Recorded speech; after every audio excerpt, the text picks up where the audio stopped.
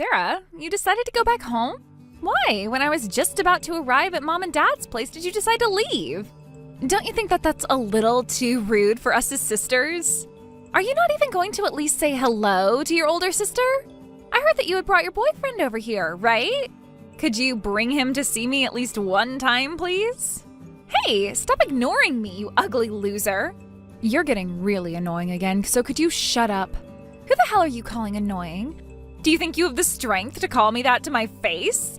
Maybe you're just pissed at me still because of how ugly you turned out. Now, hurry up and answer your little sister properly. I'm still on the road driving home, but I've pulled over at a gas station to fill up, so I guess I can talk to you now. Well, none of that matters right now. What really matters is talking about that man of yours. I heard that you guys are even engaged now, huh? Why do you think it's okay to not introduce him to your sister and just go home? Because I don't want him meeting you, that's my reason. All you are is a piece of crap sister that calls anyone she ever sees ugly and worse than you are. That's really embarrassing at your age, and it is for me too, so I didn't bother waiting for you to get home. I get that you're saying that to sound all tough, but I know the real reason. You didn't want him seeing me because you're afraid I'd take him from you. I bet that the moment he gets a glimpse of my face, he'll jump right off your train and onto mine. He would never be able to take a look back at you once he's seen my gorgeous face compared to your ugly one. That's not at all what I was afraid of. I just didn't want him near a vile pile of garbage that spews out all this horrible crap and then thinks it's okay just because it looks good. That's the whole reason I made sure you were out of the house for a while before I came over. But you came back a bit earlier than expected. Yeah, whatever you want to say. Seems that it's not only your appearance that's ugly, huh? Well, this time was just bad luck on my part, so I'll forgive you. However, next time, make sure you let me see him when you're around. There won't be a next time, Juliet. I had only gone over there to let them see who I've been dating and let them know that he's the man I'll be marrying. And I'm not really planning to throw anything big to celebrate us, so there's really no need to invite you guys to anything. So that was the last time I'll be around you guys. Ever. Huh? What the heck? You're not even going to get my permission to marry him before you go? I don't really care what you think of us. You're not my parent. And it's not like you care what happens to some ugly girl like me, right? It's still burned into my brain, all the memories of how Mom and Dad treated you so much better than me just because you looked cuter to them. I was told over and over again that you got more than me because you were cuter, and that's the whole reason they never even paid for me to go to college. Right as I had graduated middle school, I had to run away from you guys, and luckily was accepted into an all-girls private school that had a dormitory for me to stay in. And when I had asked one time to have a little bit of money for college, they turned me down, so I had to rely on scholarships to get me to where I wanted to go. I'm sure you understand now why I had to cut ties with you all for a long time, right? And once again, I'm going back to no longer involving myself with you all, so please respect that and leave me alone as well. You have a good point that I shouldn't care what happens to an ugly little duckling like you, but I'm actually only interested in that man you have there. He's the same age as you, right? And just as I had heard from Mom and Dad, he has a really cute face and is just my type. I bet if he got a look at me, he'd be all over me. What the hell are you saying? Could you calm down a little with these fantasies of yours? His name's Logan, correct? When you guys were backing out of the driveway, he must have gotten a good look at my face, right? I bet that blew him away after looking at your ugly face for the past few years. But aren't I a little too young for him? I bet he's really regretting ever getting engaged with trash like you. I doubt that. And Logan told me that he wasn't interested in you when he got a glance. I think all of that is in your head and in your head only. Or could it be that you're just trying to avoid the inevitable here? Well, he sure is a great-looking man. That face is perfect for me. He graduated from Yale, right? And is now working for a very large bank, right? He has literally everything that I need in a man. Yet he's going to waste all of that on some lost cause like you? That poor thing. I'd really love to show him what a real woman can do for him. Excuse me? What the heck, Juliet?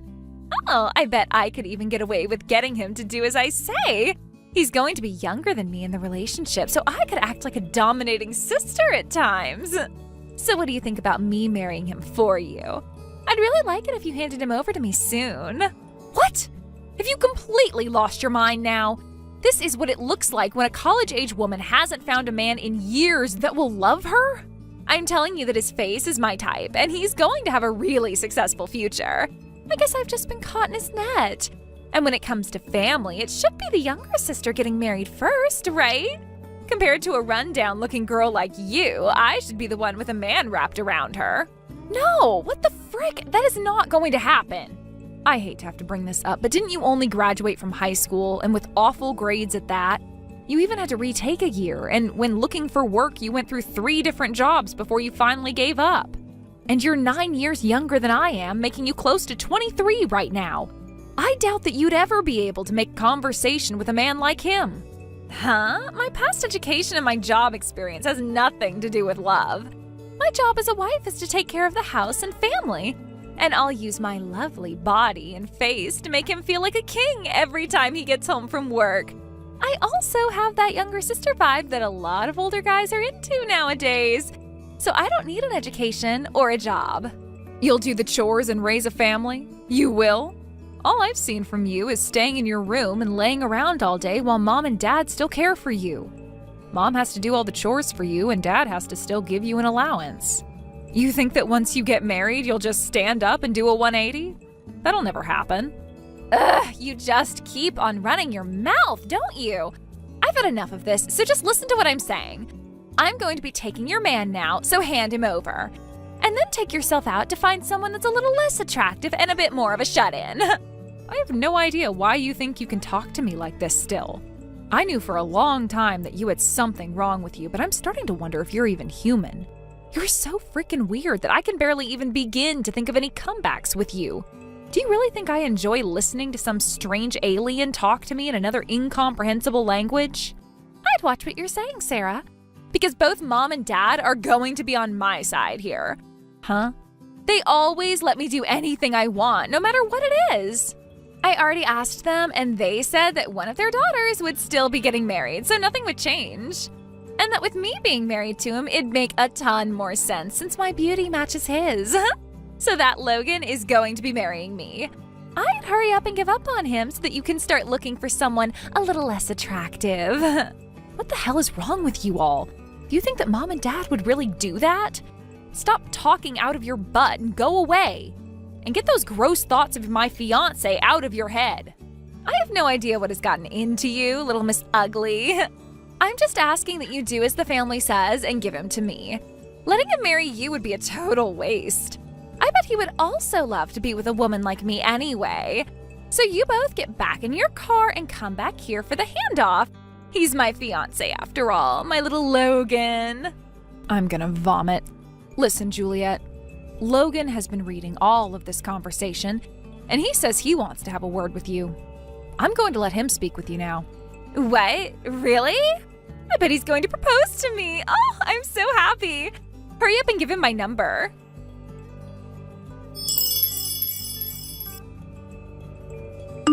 Nice to meet you. I'm glad to be able to marry your older sister, Sarah, and my name is Logan Draves. Well, nice to meet you as well. We only just got to meet a little while ago. I'm Sarah's younger sister, Juliet, and I look forward to marrying you. Well, my fiancée is Sarah. You have no relation to me besides being my fiancé's sister, so please stop what you're doing. You don't have to hide your feelings for me anymore. Hey, you can give up on that ugly girl and come marry me instead. I know that you have an interest in me, right, Logan? I knew by the way you looked at me while backing out of the driveway that you had started to get feelings for me. I suppose this is love at first sight, you and I. I'm not enjoying listening to these jokes. I had only been looking at you to understand who Sarah's sister really was. And about that love at first sight, unlike you, I didn't feel such a thing while looking at you. The person I'm going to marry is Sarah. Are you really all right marrying someone as ugly as her? You don't have to keep our love for each other a secret anymore. If you didn't know, she's always looked that bad ever since she was born. If you marry that kind of girl, you'll end up with ugly children as well. Unlike what you keep thinking, I don't find Sarah to be ugly in any way. To me, she is a very cute and lovely woman. And since she's the most important person to me, I don't want to hear you talking poorly about her anymore. You have to be joking, calling her cute. Logan, have you really not noticed just how horrible of a person you've been dating? I suppose we'll need to get you a pair of glasses before the wedding, you poor thing. I bet that the moment you put those bad boys on and see my looks compared to hers, your heart will change in an instant. I think you deserve to have a good-looking wife like me, don't you think? And by having a hot-looking wife in your house, your status will go right up.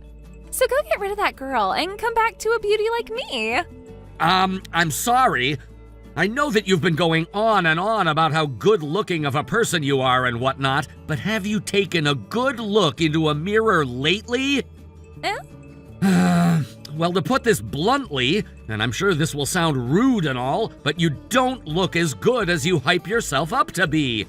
I'm sure that has to do with you neglecting your hygiene, right? I've noticed that you have a ton of pimples and blemishes on your face that really stand out. Also, your skin looks to be really oily, and I couldn't help but wonder when the last time you took a good shower was. And, well, I'm not sure what to say here, but from the way you've been treating my fiancé, it seems you have something mentally wrong with you that needs to be addressed. What? Are you saying I'm hard to look at? Me? Well, that could never be. How rude of you to say something like that to me. I told you I would be blunt. I never meant for any of that to be mean towards you. But since you keep making fun of my fiancé, I had no other choice than to state some very obvious facts about you. Honestly, I'm angry with you. So I had no choice but to tell you off like this. Compared to you, Sarah not only looks better than you, but she has a way better and healthier heart than you do. Really, it's hard to even compare you to someone as amazing as her. Oh, stop screwing around, Logan. Are you seriously going to sit there saying that she looks better than me?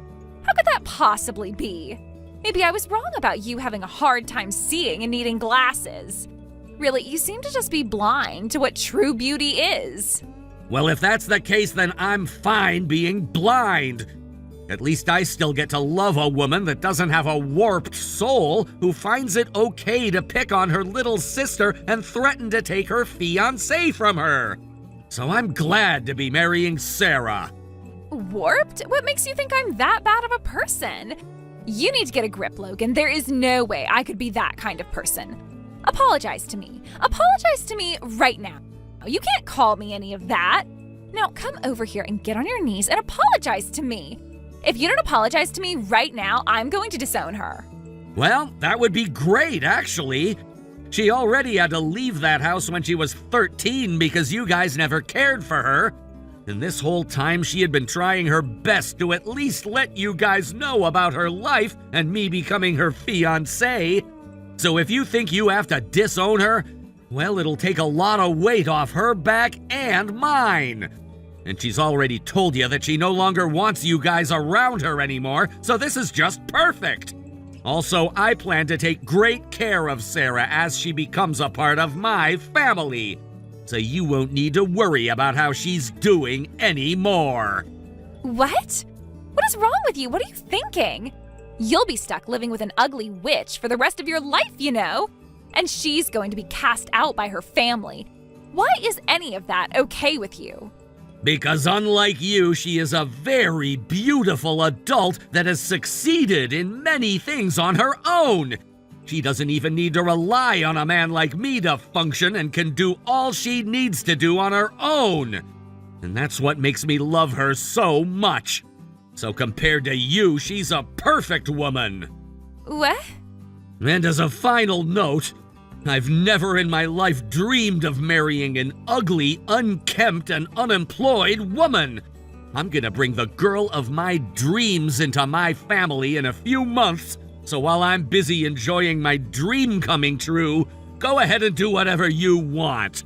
And don't you ever show your pimples and oily face around us again. And make sure to let your parents know what I've said here as well for me. Anyway, I hope to never see you again.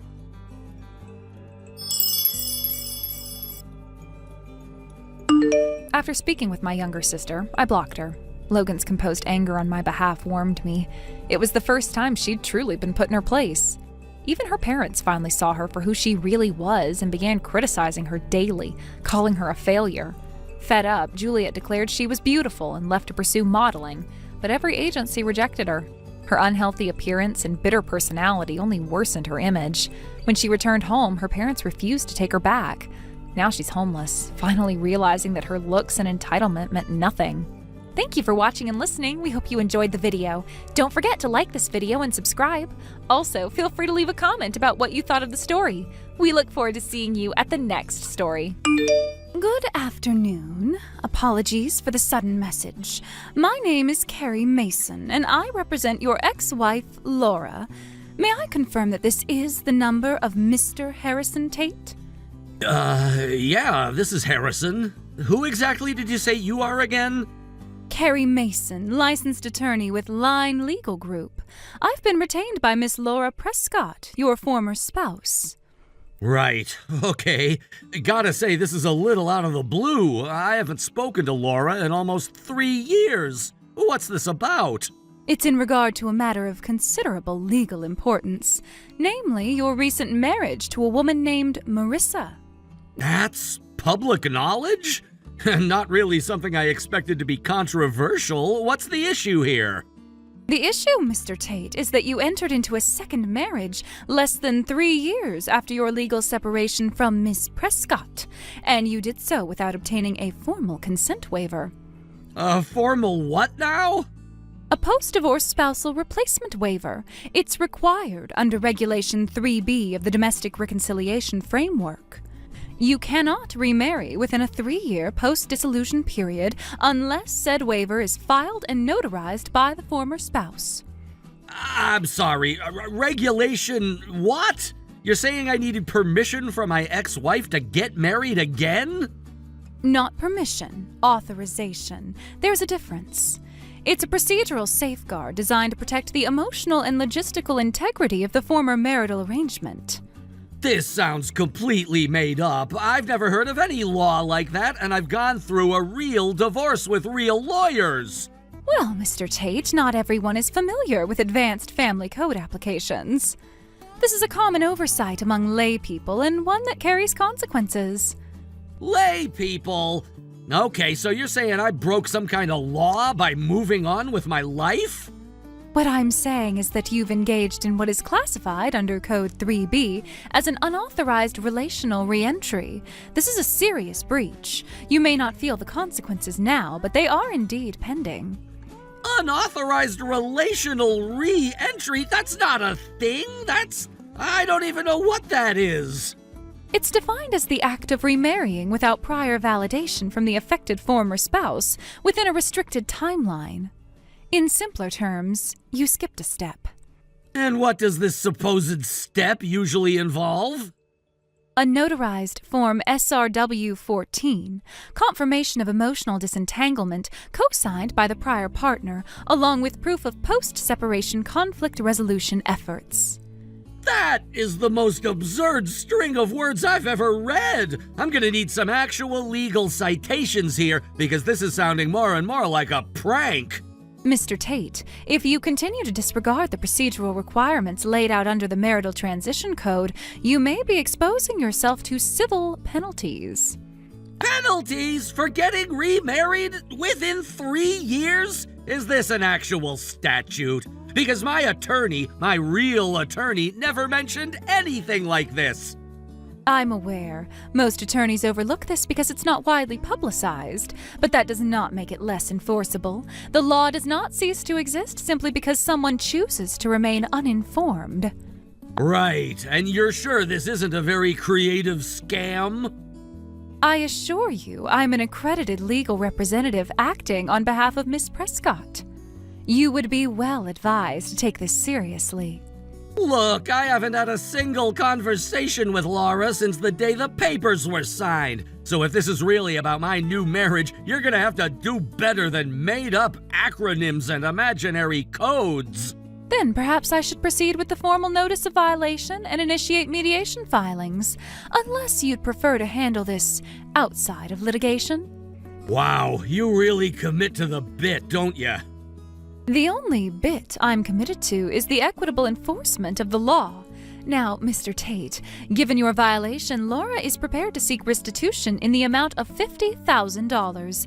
That is the minimum statutory amount of compensation for emotional damages caused by your premature remarriage. $50,000? You're serious? It's standard for a non-consensual remarriage infraction. Emotional compensation is a legally supported measure in cases like this. Non-consensual remarriage infraction? You're just mashing words together at this point. What law is this supposedly under? The Emotional Stability and Relational Integrity Clause, subsection 14A, as outlined in the Extended Family Framework 2011 revision. Are you not familiar? No, because that sounds like something written by someone who's watched too many daytime legal dramas. Is there a statute number, a court precedent, anything verifiable? You don't need citations to feel accountability, Mr. Tate. And frankly, continued denial only worsens your standing in potential proceedings. Hold on, you're saying if I don't pay 50 grand today, I'm going to court? If you refuse to comply, Laura has instructed me to begin filing immediately. You will be sued under emotional negligence causes, and quite frankly, it won't look good when taken in front of a jury of your peers. Emotional negligence? What even is that? You're telling me I'm liable because my ex is upset I moved on? You remarried without closure, without validating the psychological impact on the former spouse. That is an abandonment of emotional due diligence. It has consequences. Wow, that's impressive. You managed to sound threatening, vague, and completely unserious in the same sentence. You are mocking a legitimate legal process. That's not wise. I'm mocking a scam that barely knows what due process means, but sure, let's keep going. What firm are you with again? Line Law Office. I'm a senior partner. Line, which stands for... Don't bother me with such ridiculous questions. It stands for Legal Integrity and Neutral Enforcement. We're boutique, but fully credentialed. I'll want to verify that. Could you send over your bar license number and a digital copy of the original claim? I don't release my personal ID over unsecured messaging platforms, and I don't need to. The demand is valid, the infraction occurred, the debt is due. You're asking me to hand over thousands of dollars without providing even basic credentials? Because your liability is clear, documentation is a formality at this stage. Either you pay or we escalate. Your call. You know what? I'd like to talk it over with my legal counsel before I make any decisions. That won't be necessary. Your counsel isn't involved in this specific grievance. She's my wife, also a real lawyer. Pretty sure she counts. Oh, I see. So you're going to consult your new wife about how to compensate your old one. Interesting choice. She'll love this. She just got promoted, actually. Manages her firm's litigation department. She'll get a real kick out of your Clause 14A.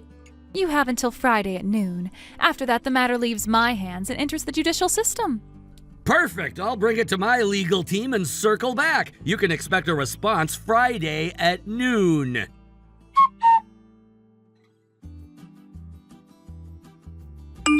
Hey, you on break yet? Just now. Yeah, I'm still at the office, though.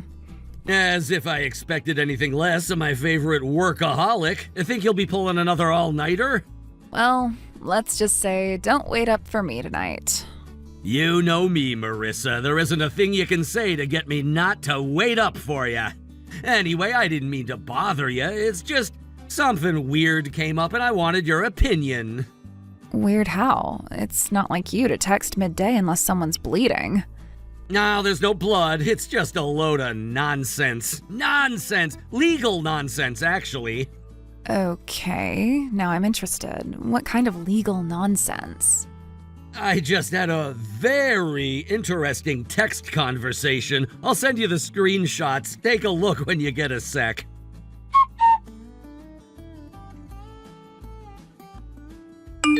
Wow.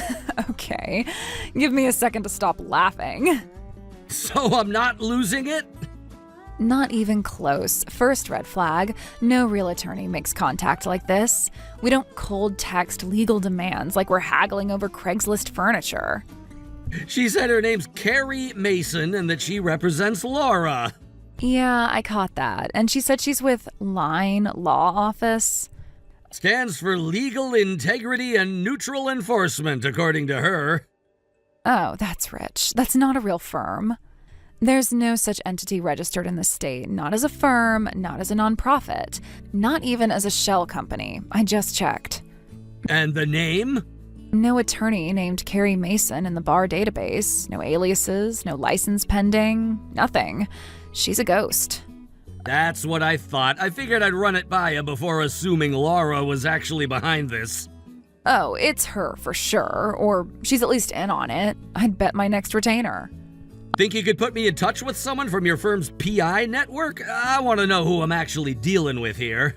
I'll text Evan now. He specializes in fraud backgrounds and asset trails.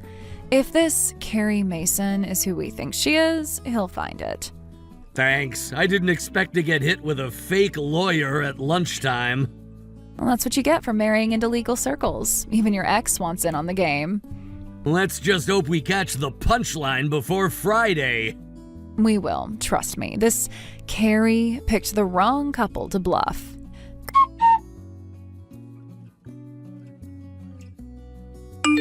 Good afternoon, Mr. Tate. As per our agreement, I'm following up regarding the $5,000 emotional compensation. Shall I provide the transfer details?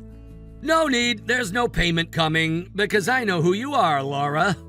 I'm sorry, I believe there's been a misunderstanding. I'm Carrie Mason, legal representative for Miss Laura Prescott. Right, except you're not. You're Laura, and this whole Carrie Mason act, it's over. That's a serious accusation, Mr. Tate. I suggest you tread carefully. You're already facing legal action. Do you really want to add slander? There's no Line Law Office. I checked.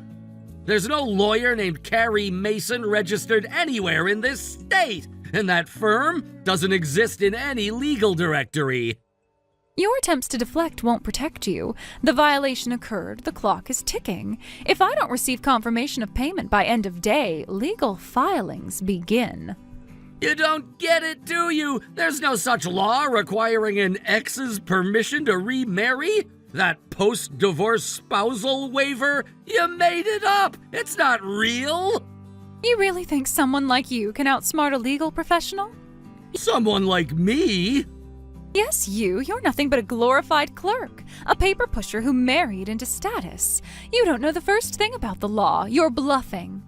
Actually, I do. I passed the bar last month. I've been studying for 4 years, quietly. Took the exam in June. Got certified in July. I start work Monday at Marissa's firm. What? It is. And since we're talking about law, you impersonated a licensed attorney, Laura. That's a felony, and I've already reported you. Wait, Harrison, no, you're taking this too far. Too far? You invented a fake identity, demanded $5,000, and tried to scare me with imaginary statutes. This isn't too far. This is the law catching up to you. Okay, fine. It's me, Laura. You happy now? Go on. Why'd you have to ruin it? I was just trying to get what's fair. Fair? You pretended to be your own lawyer and made up laws. That's not fair. That's delusional. Derek said it would work. He's done stuff like this before, and it usually scares people enough to pay up. He swore it'd be clean. Derek, the guy you left me for, the one who's currently under investigation for 3 separate fraud cases? How was I supposed to know he was actually a criminal? He said he used to consult for lawyers. He said they do this kind of thing all the time. What, impersonating counsel and inventing family law clauses? That's not consulting, that's textbook fraud! I even picked a name that sounded trustworthy. Carrie Mason? Come on, that's got courtroom drama vibes. People believe that. You were aiming for Perry Mason, weren't you? I didn't think anyone would notice. You don't need a name from TV, you need a lawyer, a real one! Ugh, I can't believe this backfired so badly. I thought I covered my tracks. Exactly what tracks did you cover? You texted from your actual number, Laura. The same number you had when we were together. But I told you my name was Carrie Mason. Oh, man, this sucks. I should have known you'd become a lawyer someday. You always were a stickler for the rules. Even when we were married, everything had to be by the book. You wouldn't even let me forge your signature on the mortgage application. Haven't you chilled out at all in the last few years? Like, can't you just let this slide? You faked credentials, attempted extortion, and dragged my new marriage into your little scheme. So no, I really can't. It wasn't supposed to go this far. We just needed some cash to cover a few things, and this seemed easier than begging. And your grand plan was to pretend to be a lawyer and invoice me for heartbreak? Oh, please, you're making it sound worse than it is. Believe me, Laura, however bad I'm making it sound, the reality is much, much worse. I already spoke to the authorities, by the way. You mean you were serious about that?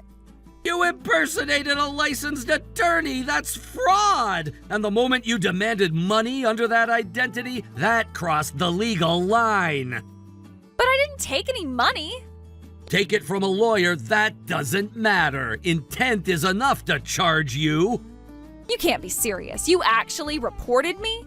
I sure did, but don't feel too bad though, you won't be alone on the witness stand. What does that mean? Your boyfriend Derek, he's already in custody. He's been under investigation for months for identity scams, phishing, fake consulting, and much, much more. When I looped in my wife's PI contact, they confirmed everything. No way, I don't believe you. You're bluffing. You think so? Go check your front door. What do you mean, what's going on at my front door? Oh my god, the police are already here? Wow, they got there faster than I thought they would. I told them all about your role in the scheme. Impersonating a lawyer, attempting to extort a former spouse, colluding with a known scammer. You've got a lot to answer for, young lady. Wait, you didn't just report me, you told them where I am? Yes, Laura, of course I did. You committed a crime and tried to drag me into it. Oh, but it wasn't real. It was just an act. I was never gonna push it that far. Once again, doesn't matter. You impersonated legal counsel, fabricated laws, and demanded payment. That's not a joke. That's a criminal offense. Oh my god, I didn't think you'd actually... I mean, I thought maybe you'd get a bit angry, maybe yell at me or something, but I never expected you'd actually call the cops on me.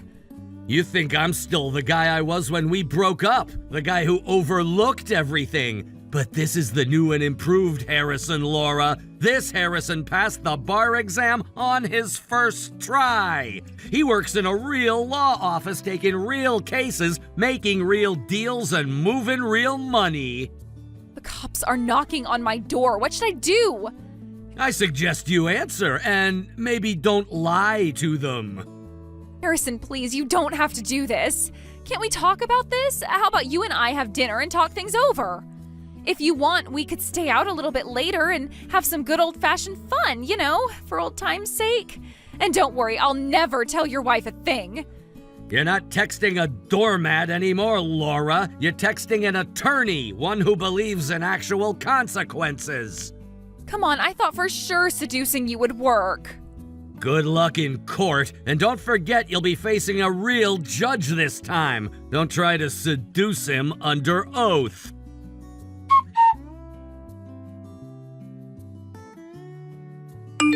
They arrested her just a few minutes later. No shouting, no drama, just a quiet knock, and Laura walked out with the officers like it was a dentist appointment. I guess even she knew the performance was over. I didn't press charges myself. She didn't get any money from me, and honestly, the consequences already in motion are more than enough. Derek's facing a pile of charges, including fraud, impersonation, and attempted extortion, and Laura's wrapped up in most of them. The investigation into their little side hustle is far from over. Apparently, she's been telling mutual friends Harrison should represent me for free for old time's sake. I had to laugh at that. She still doesn't get it. Not the law, not me, not the way actions work in the real world. But I do, and I'm just getting started. Next week, I begin work as an associate at a real firm with real clients and real problems to solve. People who need help, not theatrics.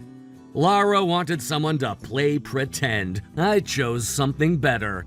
I chose the truth. And now, I want to use the truth to help as many people as I can. Hey, Veronica! How you been? Raina, you seriously have the nerve to message me? Oops, my bad. Guess you're not exactly in the mood for friendly banter, huh? Especially not right after your husband, Neil, just dropped the bomb that he's officially with me now. Yeah, I'm sorry about that.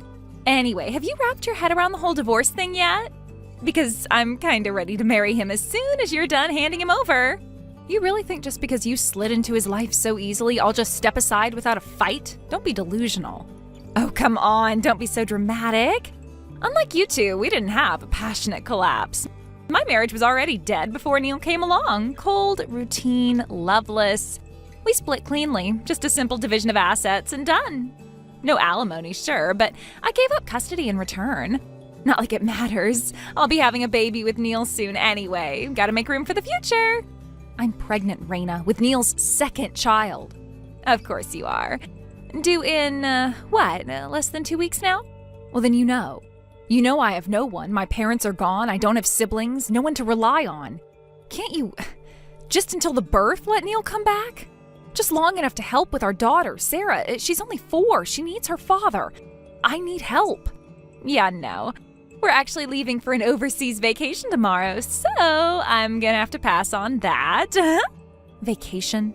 You're taking Neil on a vacation abroad while I'm sitting here days from giving birth to his child?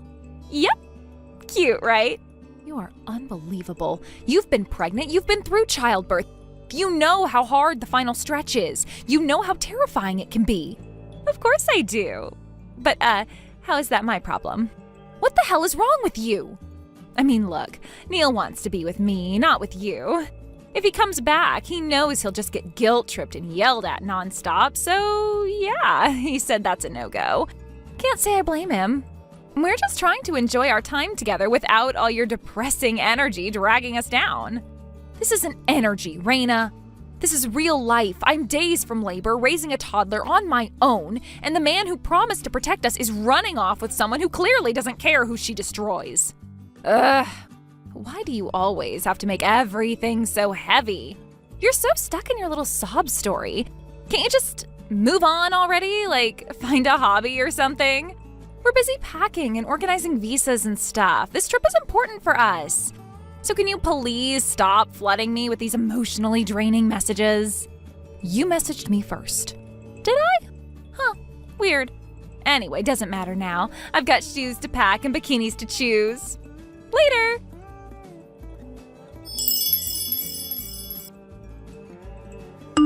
Veronica, are you all right, dear? Rachel, good evening. Is something wrong? Neil told us. He said you two finalized the divorce. Ah, so the news has made it to you already. He came by the house this evening to tell us in person. Said he and Raina were moving forward together. I see. Yes, I filed the papers this morning. It's official now. My foolish son. Oh, I am so sorry, Veronica, truly. No, you don't need to apologize. Yes, I do. He may be over 30 now and a grown man by all accounts, but I raised him. I won't sit here and pretend his choices reflect nothing on me, especially now with your due date so close. For him to walk away from his wife and children at this moment, it's inexcusable. Thank you. Just hearing you say that helps more than you know. And listen to me, divorce or no divorce, your father-in-law and I, we're on your side. That's not going to change. We love you, we love Sarah, and we already love the little one who's about to arrive. If you ever need anything, you don't hesitate to reach out, all right? Rachel, thank you. Just knowing that you and Dad still see me as family, it means everything. Oh, honey, I told you when you and Neil got married, remember? We don't see you as a daughter-in-law. You're our daughter. Neil may have forgotten what that means, but we haven't. That means more than I can put into words. How are you holding up? I know you're close to your due date, and with Sarah to take care of too. Are you all right over there? Do you have help? Because if not, I can come over tonight. I mean it. I can pack a bag and stay the night, even longer if you want me to. Whatever you need. Veronica, are you still there, sweetheart?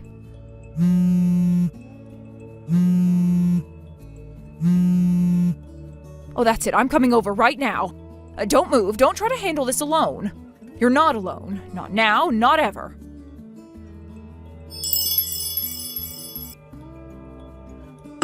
Hey, Veronica. Just got back from our overseas trip. By the way, right before we boarded the flight, you messaged saying your water broke? What was that about? Did you seriously think that would stop Neil from getting on the plane with me? We saw your message and just burst out laughing. Honestly, it was hilarious. But hey, if it was actually true or whatever, I guess, sorry for ignoring it. Still, no way I was letting Neil run back to you even for a second. You can give birth on your own and raise that kid solo for all I care. Neil says to leave it alone, but I was thinking maybe I should drop by the hospital for a visit. Wouldn't that be funny? So this is how you cornered my daughter-in-law and even my unborn grandchild. Huh? That message, my water broke, was sent by me.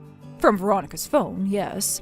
Because after she found out about Neil's affair and called him out on it, he blocked her. Not just blocked, he cut all communication. Wait, what? And since Veronica was blocked just like me, I had no choice but to message you. You were the only one he was still talking to. You're not Veronica. Then, who the hell are you? I am the mother of the man you just took on vacation. Wait, Neil's mother? Yes. Nice to meet you, if we can call it that. You go by Raina, I believe. Oh, wow. Okay. Well, this is a surprise. Nice to meet you too, Mom. Don't you dare call me that. You are not family, and you never will be. I only have one daughter-in-law, and her name is Veronica. Oh, I see. One of those mothers-in-law who sides with the mother no matter what. Got it. Loyal to a fault, huh? No. I'm a mother who is furious. Furious that her son would commit adultery, especially while his wife was about to give birth. Furious that he tossed aside his family like yesterday's trash. And as for you, his mistress, I have every right to despise you. All right, jeez. I mean, if that's how you feel, fine. Honestly, if you're gonna hate me from the start, at least I won't have to play the whole winning over the mother-in-law game. Less drama for me, right? Oh, sweetie. You actually think you're going to marry Neil? Excuse me? Do you truly believe that people like you, people who cheat, people who trample on others, who destroy 2 lives without blinking, do you honestly think you deserve happiness? 2 lives? Wait, what? What are you trying to say? What kind of twisted threats are you making now? Is this your idea of hazing the mistress? You're not even worth hazing. What? Let me be clear. You're not even a wife, you're just a phase, an accessory to a betrayal. So calling this mother-in-law drama is laughable. Then what do you want from me? If you're not gonna accept me, why not just back off already? We don't need your blessing to get married. True, you don't need my blessing. But you may want to reconsider your life choices after what I'm about to tell you. Excuse me? Veronica's water broke. Yes, but that wasn't the whole story. Because the truth is much heavier. What do you mean? The baby didn't make it. What? No way. That's not funny. You're just saying that to guilt trip me, aren't you? You still think this is about you? Wait, are you serious? Tell Neil this from me. Everything is finished. The documents are signed, the processes are complete. He is no longer my son. We have officially removed him from our will, and he is no longer part of the inheritance. No longer in line to be the next CEO. And yes, he's been fired from the company. What the hell are you talking about? He's out. For good. You can keep him. Wait a minute. Neil said he was set to inherit the family company. That he was the next in line. That his family was loaded. that we'd be. Oh, so that's what this was all about. You were after the money. No, that's not. I mean, I liked him, of course, but. Too late. Your plan failed. Spectacularly. Wait. If Veronica's not around anymore, then that means I can marry Neil, right? Do as you please. He's no longer our concern. He's just another stranger now. Wait, hold on. What do you mean she's not around anymore? What do you mean by that? You're not entitled to that information. We've made our decision and we're done here. No, wait! Answer me. I hate not knowing. Don't just drop this bomb and go silent. I find messaging you absolutely revolting, so I won't be replying anymore. Hey!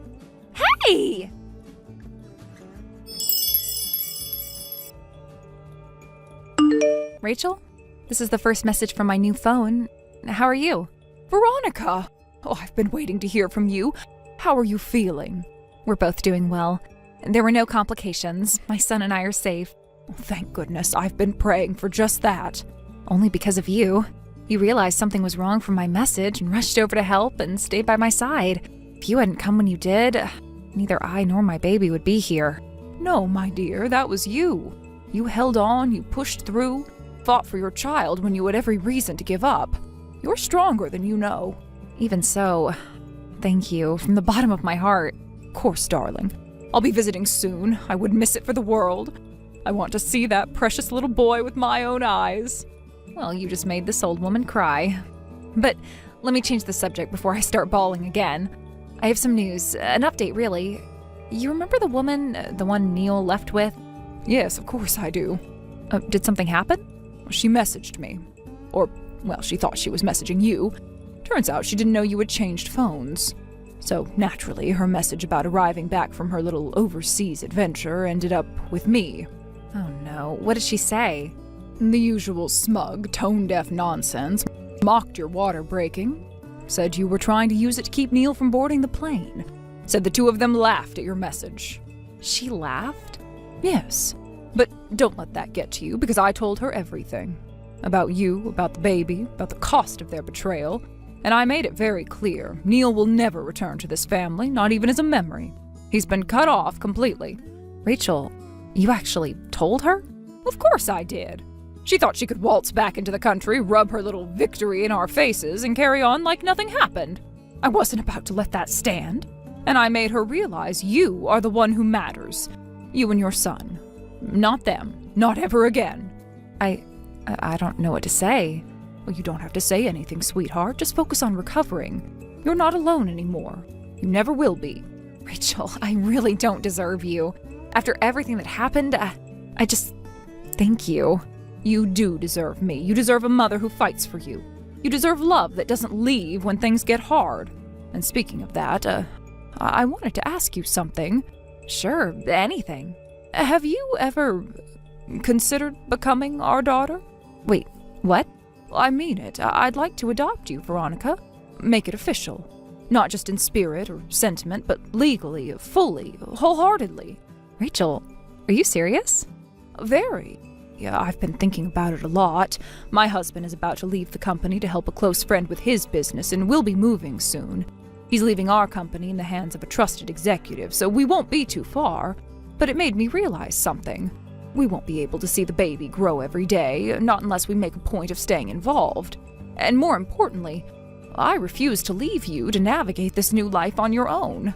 Rachel, you've already been abandoned once, and I will never let that happen again. This isn't just about helping you raise your child. It's about giving you a family that chooses you, no matter what. A family that doesn't leave, so please, you don't have to answer now. Just think about it. I don't even know what to say. This is so much. But thank you. Thank you for even thinking of me that way. For giving me something I thought I lost forever. Take your time. I know it's a big decision, but no matter what, I'll be here. I'll stay by your side. Adoption or not, you're family now. Then I promise I'll think about it. Seriously. And I'll talk to you soon. That's all I ask. I'll come by later with some gifts for the little one. I want to hold my grandson in my arms. He's going to love you, and I already do. Thank you for saving me, for believing in me, and for giving me a home. You saved yourself, sweetheart. I just showed up when you needed someone to remind you of your worth. Rest. You have a long, beautiful journey ahead, and we'll walk it together.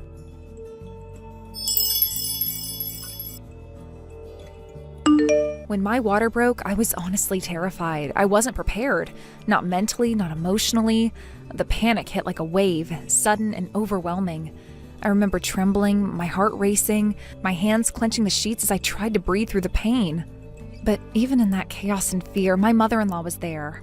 Calm, composed, and focused.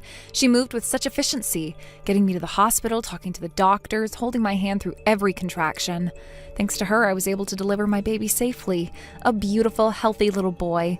The moment I heard his first cry, I broke down. Not from fear, but from overwhelming relief and gratitude. Meanwhile, the so-called couple, Neil and Raina, the pair that tore my world apart, apparently decided to settle into the house I once shared with Neil. It's laughable in a tragic kind of way. The house that held the warmth of my family, the place where I once dreamed of a future, is now reduced to a hollow shell filled with resentment and discomfort. But karma, as it turns out, doesn't wait long. Since news about me and the baby hadn't reached them at first, they must have been expecting silence to mean escape. But what they got instead was a slow unraveling of their delusion. Neil lost his job, fired for reasons I won't pretend to know or care about. And now he's scraping by on whatever day labor jobs he can find. Their situation is unstable, hanging by a thread. No steady income, no future plans, just a life of daily survival and rising tension. And from what I've heard, the cracks between them are widening. With no stability and nothing but guilt and disappointment looming over them, they fight constantly. Screaming matches, cold silences, accusations flying like daggers. It's almost poetic. The relationship they traded everything for is already suffocating them. Honestly, I'm just sitting back and watching it all unfold. I haven't gone after them legally yet, but that's intentional. I'm waiting, strategically, giving them just enough time to unravel. When their relationship reaches its final breaking point, when they're at their most vulnerable, that's when I'll strike.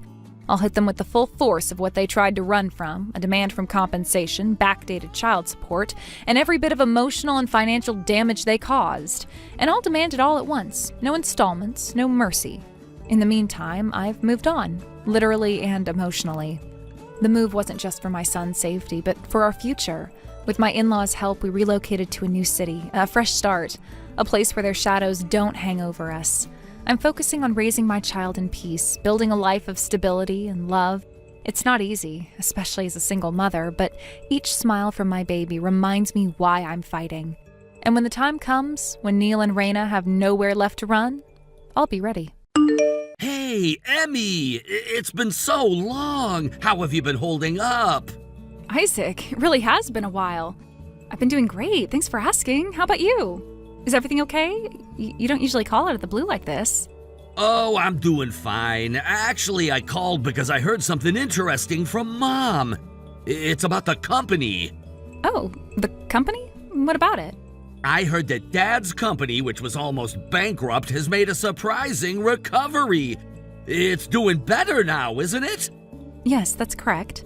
It's been a long and difficult road, but with everyone's cooperation, the employees, our clients, and business partners, all of us working together, things have finally started to look up. Sales have even increased in the past few months. Wow, that's incredible! You know, I've always been curious about this. Didn't you used to work in management before all this? Back when you weren't involved in the family business, you were doing something else, right? It's pretty impressive, especially since, well, you didn't finish high school. Yes, that's true. I earned a certification as a management consultant and worked briefly in that field. But that was all before I got married. It feels like a lifetime ago now. So you were able to use that experience to help the company? That makes sense. Still, I'm honestly surprised you managed to pull it off. I mean, let's be real, it was such a small, struggling company that was barely holding on. Companies like that almost never make a comeback these days. What you've achieved is incredibly rare. I'm sure Dad is smiling down on you from heaven. Thank you, but it's really thanks to our customers and the kindness of our business partners. We've been very fortunate to have such support. Oh, come on. You don't need to be so humble. You've done something amazing here, and you should be proud of yourself. Well, Thank you, that means a lot. So, here's the thing. I was actually thinking about stopping by the company sometime soon. Oh, you're planning to visit the company? Yeah, I thought it might be a good idea to take a closer look at the company's current situation. You know, to get a sense of where things stand now that it's doing better. I see. Well, you're welcome to visit any time. Just let me know in advance so we can prepare. Great. And while I'm at it, I'd like you to start preparing for something else, too. The process of transferring the position of president to me. Excuse me? What are you talking about? Well, this company was originally founded by Dad, wasn't it? Yes, that's right. Then it's only natural that as his son, I should be the one to inherit it. From this point forward, the family will take over. As for you, the high school dropout who just happened to be sitting in the president's chair, it's time for you to step aside. You'll be dismissed. What? Why do you sound so surprised? It's absurd to think that someone like you, an outsider, could remain the president of this company. Don't you think that's a bit much? Do you have any idea how hard I've worked to turn this company around? And I've already thanked you for that, haven't I? But from now on, it's my turn to take over. Even so, why can't my husband take over instead? He was the closest to Dad, even closer than you and I, right? Absolutely not. That loser couldn't possibly handle running a company. Isn't that why you had to step in and take over in the first place? That's not true. My husband has his own job, and he couldn't just abandon it at the time. I was a stay-at-home wife, and I had the time and knowledge of business management. That's why I stepped in to take over after Dad passed. Please, don't talk about my husband like that. Oh, stop being so dramatic. The bottom line is this: the company belongs to me. You're practically not even family anymore, considering that you never talk to Mom like I still do. You're just some high school dropout who should feel lucky she even got the chance to sit in the president's chair for as long as she did. So, start making the necessary preparations for the transition. I'll be in touch soon, and I expect everything to be ready by then. Got it? Isaac, you don't understand. The company isn't just a title or a family heirloom. It's the result of hard work and dedication. I didn't take this role lightly, and I won't step aside without a fight. Oh, is that supposed to scare me? Look, I'm not interested in your emotional attachment to the company. It's mine now, and I don't need your permission. Do you even know how to run a company, Isaac? Have you ever dealt with contracts, negotiations, or employee concerns? This isn't something you can just inherit without any idea of what you're doing. I'll figure it out. I'll hire people to handle all of that. The important thing is that it stays in the family. That's what matters. And what about the people who work here? What about their livelihoods? Their families? Do they mean nothing to you? Oh, please. Stop trying to guilt trip me. I'm not here to run a charity. The company will be fine under my leadership. Fine, you think this is just about leadership? It's about relationships and trust, things you've never built with these people. If you walk in and take over like this, you'll destroy everything we've worked so hard to rebuild. Well, I guess we'll see, won't we? Now, if you'll excuse me, I have plans to make. Don't make this harder than it needs to be, Emmy. Harder? You're the one making this impossible. I won't let you ruin what so many people have worked for. You don't have a choice. This is happening whether you like it or not.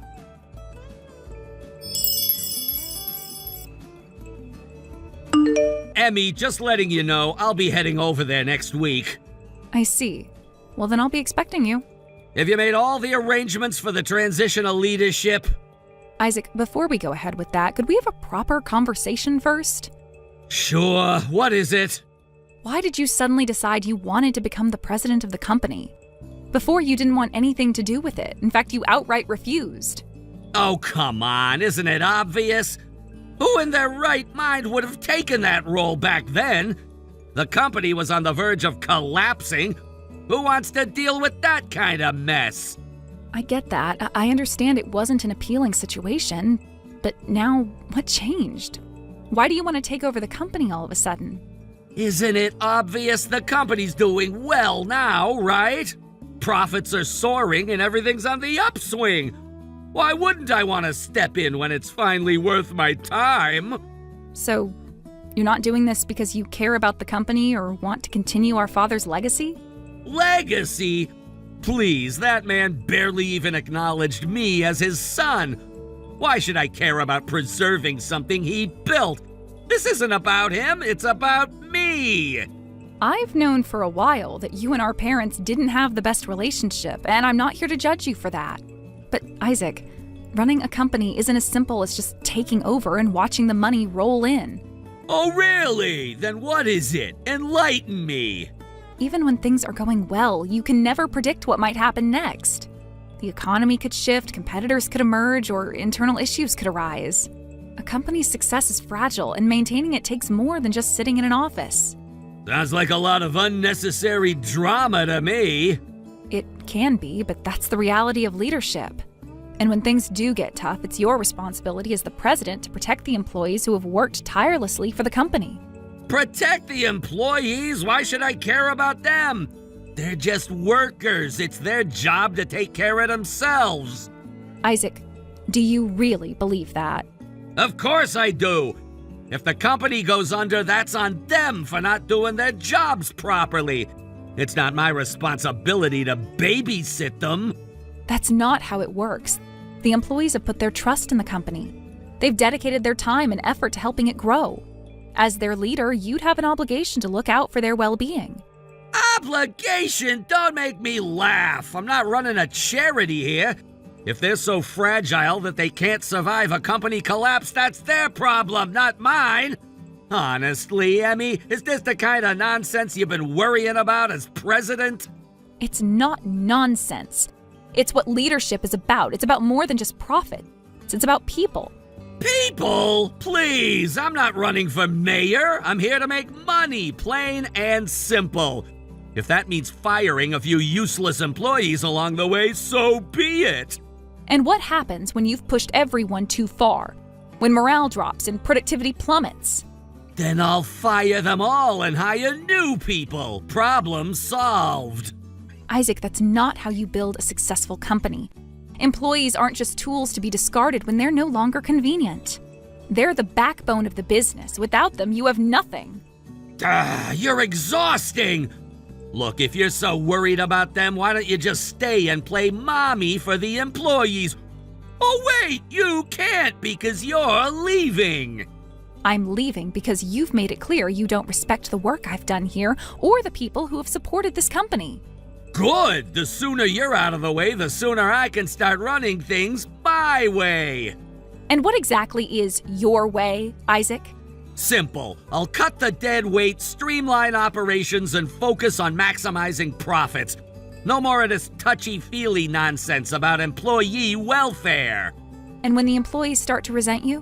When they stop putting in their best effort because they feel undervalued? Then I'll replace them. I don't see why you're making this so complicated. Employees are replaceable, profits aren't. You really don't care about anyone but yourself, do you? Why should I? I'm the one taking the risk here. I'm the one stepping into a leadership role. Everyone else is just along for the ride. That's not leadership, that's selfishness. Call it what you want. At the end of the day, I'll be the one with the power, not you. Fine, if that's how you want to run the company, then it's yours. I hope you're ready for the consequences. Oh, I'm more than ready.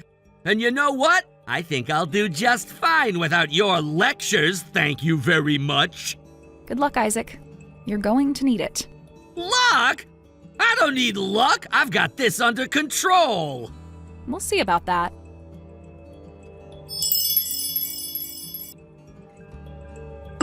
What is the meaning of this?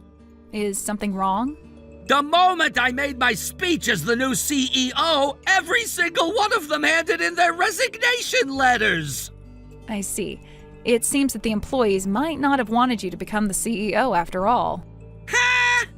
That can't be true. I'm the son of the founder.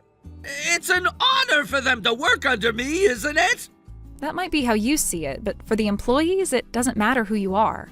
They want to work for someone they trust.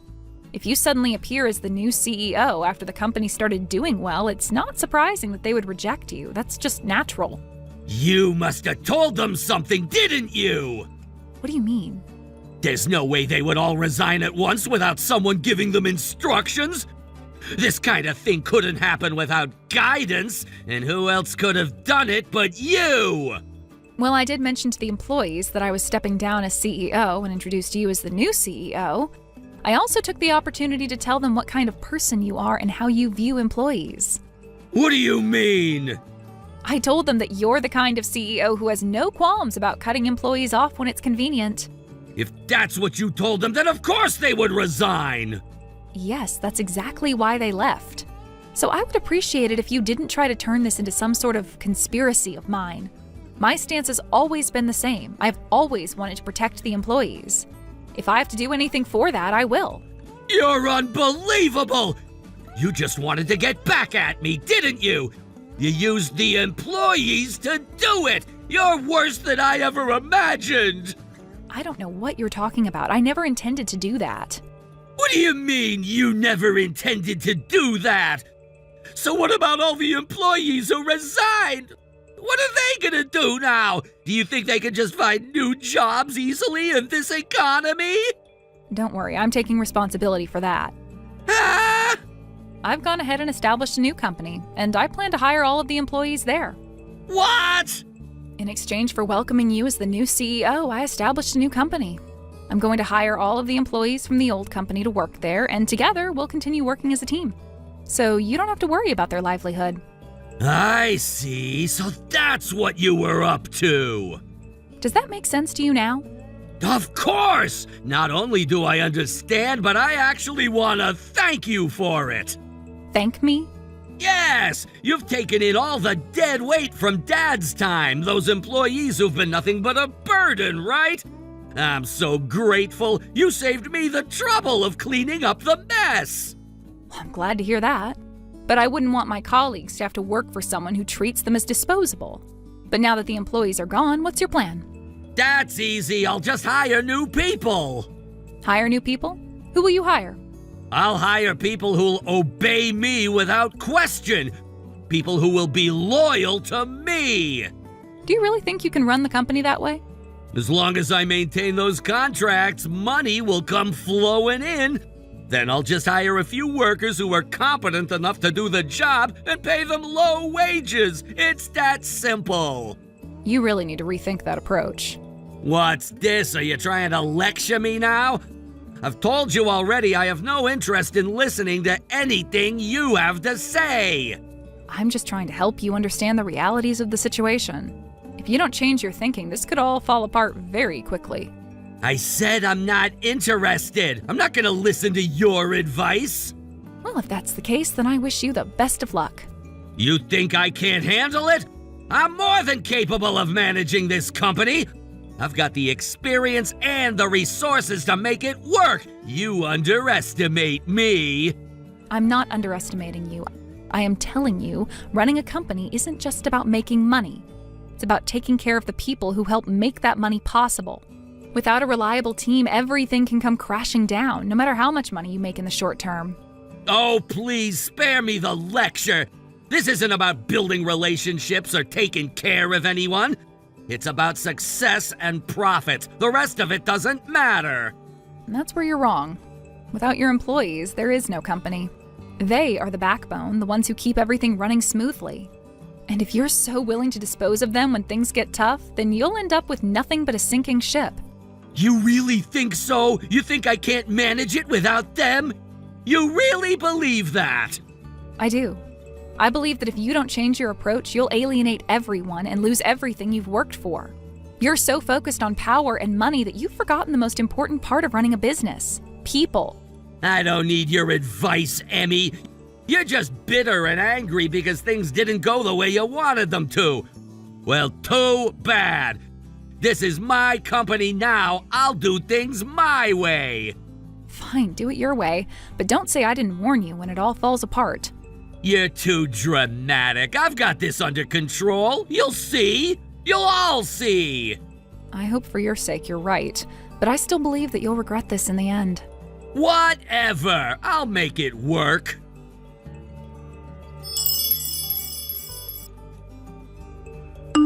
You've really gone too far this time! You have to know what this is doing to our business, don't you? What exactly are you talking about? Could you be a little more specific? I just got a call. The news came straight from all of our partners, every single one of them. They're not only pulling out of all the contracts, but they're actually saying they want to return to square one, voiding everything we've worked on. And guess what? They're all saying they want to work with your company instead. How could you have done something like this without a second thought? I honestly didn't believe it when I first heard it, but it's true. It's going way further than I imagined. Hold on a minute. You're making it sound like I'm to blame for all of this, but if you really think about it, I didn't do anything wrong. What do you mean, you didn't do anything wrong? Are you seriously trying to claim that you had nothing to do with this whole mess?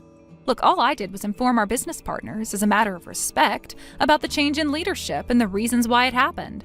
That's all. After hearing about it, they expressed an interest in working with the new company I established. So I simply went ahead and signed the necessary contracts with them. That's all that happened. It's really not something I should be blamed for. You expect me to believe that? Are you honestly standing there telling me that you didn't play a part in this at all? This sounds like a lie, like you're making it up as you go! It's not a lie, it's the truth. The whole thing happened exactly as I'm telling you. So now you're going to have to deal with it. You'll need to find new clients and partners for your business. I'm not sure what you were planning with hiring new employees, but that seems like a distant dream at this point. But I have faith in you. You're smart and you've built a company before. You'll figure it out. I'm confident you'll bounce back, so good luck with that. This is unbelievable! You think I'm just gonna sit here and let this happen? You honestly think I'm just going to accept that you've stolen everything from us without consequences? What's done is done. There's no need for your approval or permission. We're moving forward, starting fresh. And I'd appreciate it if you didn't try to get in our way from now on. There is no point in dragging this out any longer.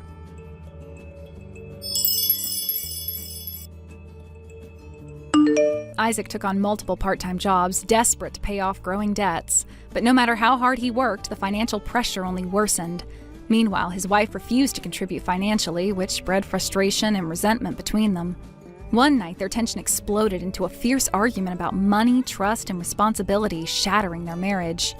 They divorced, and Isaac ended up alone in a small apartment, haunted by debt collectors and overwhelmed by loneliness. On my side, I've been relentlessly pushing my new company forward, sacrificing much to grow it despite the constant pressure. Every sale feels like a small win, fueling my determination to succeed. Recently, I moved back in with my mom, a decision that surprised me but turned out to be a positive change. With my father gone and life's unpredictability, this new arrangement brings comfort and support as I navigate both personal and professional challenges. Thank you for watching and listening. We hope you enjoyed the video. Don't forget to like this video and subscribe. Also, feel free to leave a comment about what you thought of the story. We look forward to seeing you at the next story. Thank you for watching. Please subscribe and hit the like button. See you next time.